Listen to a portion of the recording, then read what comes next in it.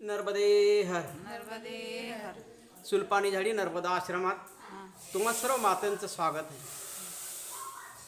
माता, आपण अगोदर आपलं नाव सांगा. आपण कुठून आलात? मी अकोल्यावरून आले. माझे नाव कोकिळा गजानन मारोडे. आपण परिक्रमा कोणाच्या उत्साहाने घेतली बरं? मी अशी म्हणजे माझे स्वतः जेव्हा गंगासागरला गेली होती तेव्हा गाडीने परिक्रमा करतात असं मला माहिती झालं. पण नंतर मी असा विचार केला की बा गाडीनं आपण प्रत्येक वेळा कोणताही तीर्थ गाडीनंच करतो, पण यावेळेस मातेची परिक्रमा पैदल झाली पाहिजे. अरे वा. तर पायी चालत असताना तुम्हाला काय रस्त्यात आईचे अनुभव आले का, मैयेचे अनुभव आले? पण ते सांगत म्हणजे आता परिक्रमा करताना थोडे सांगू नये म्हणतात, त्याच्यामुळे घरी गेल्यावर असं सांगितलं तरी चालते.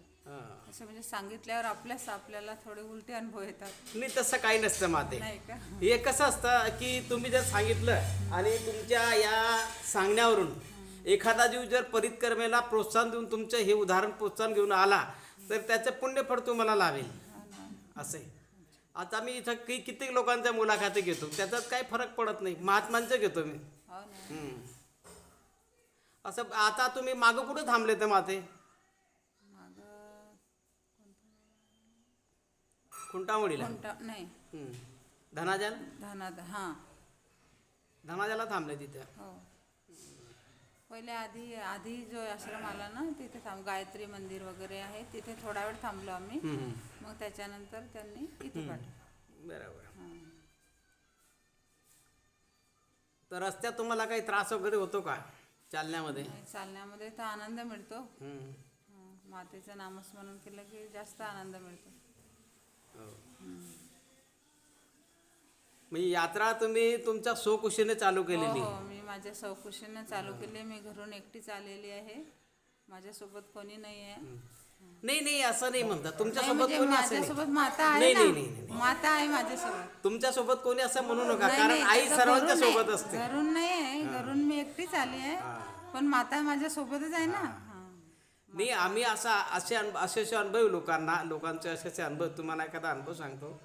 इथं मागच्या हप्त्यात एक आई होती, एक माता होती. तिला खप्पर मालचा जंगलात तहान लागली आणि खप्पर मालचा जंगलात तिला पाणी सापडे ना. आता ते 5-10 लोक होते. पाणी सापडे ना. ती एवढी तहानेने व्याकुळ होऊन गेली की अक्षरशः त्याने मैयाला विनंती केली, मैया मुझे पाणी चाहिए, पाणी चाहिए. तर बाकी लोक पुढे चालत होते, मग ती मागे राहून गेली.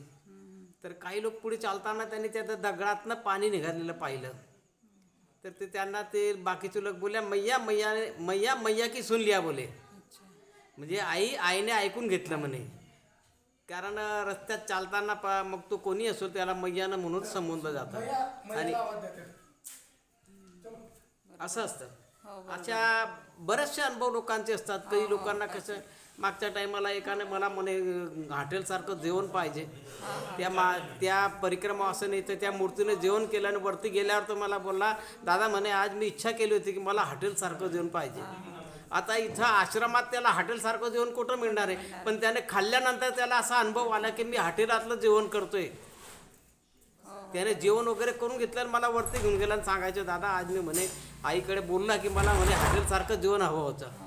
आणि बरोबर ते आश्रमात म्हणे आज तुम्ही तसं जेवण म्हटलं आमचे जे आचार्य आहेत इथे, जे महाराज आहेत, ते तर तसं काय बनवत नाही. ते त्यांच्या धुनमध्ये बनवतात. पण मला जसं हवं होतं तसं जेवण मला हॉटेलसारखं मला जेवण दिलं. या अशा लोकांच्या इच्छा माते पूर्ण करते. बरोबर आहे. आता सर्वांच्या इच्छा पूर्ण होतात. मी पण चहा वगैरे घेत नाही, तर मी ठरवलं होतं माताची इच्छा, माताला जसं वाटेल तसं ती करेल. तर बरोबर जिथं जेव्हा मला ज्याची गरज आहे एका ठिकाणी की बा तुम्ही चहा घेत नाही तर थोडे साखर दही घेऊन घ्या, म्हणजे कुठे दूध घेऊन घ्या, म्हणजे कुठे एखादा एक तर स्कूलमध्ये थांबली मी, तिथे माता चहा तयार आहे, गरम गरम घ्या. म्हटलं नाही मी चहाच नाही घेत. मग त्यांनी म्हटलं नाही माता चाय लेव आप. तर मी त्यांना नाही म्हटलं तर त्यांनी रस्त्यावर येऊन मला कॉफीच्या पुढे आणून आणि बा तुम्हाला समोर हॉटेलमध्ये आम्ही चहा देतो. तर म्हटलं नाही, मला जसं गाडीवर नाही बसायचं. तर पण तरी त्यांनी म्हणजे तिथे आणलं की बा नाही, म्हणजे मैया तिला माहिती आहे की बा यांना काय पाहिजे आणि केव्हा पाहिजे. आता माझे पाय दुखतात तर त्यांनी मला बरोबर समोरच्या आश्रमात पाठवलं. तर म्हणजे ही मायाचीच इच्छा आहे ना. आता इतर यात्रेमध्ये, इतर परिक्रमेमध्ये आणि या परिक्रमेमध्ये माते अंतर काय? या परिक्रमेमध्ये जो आनंद आहे ना, तो आनंद कशातच नाही आहे. अरे वा.